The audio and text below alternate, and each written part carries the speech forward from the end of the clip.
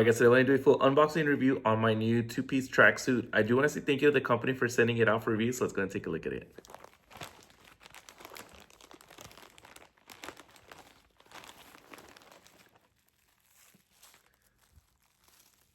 Full zip-up jacket.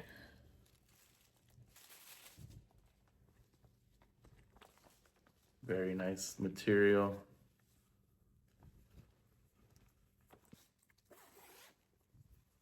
The inside.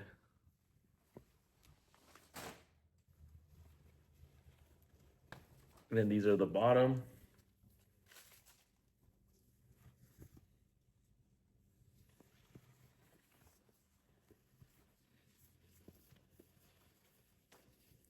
Got the strings right there.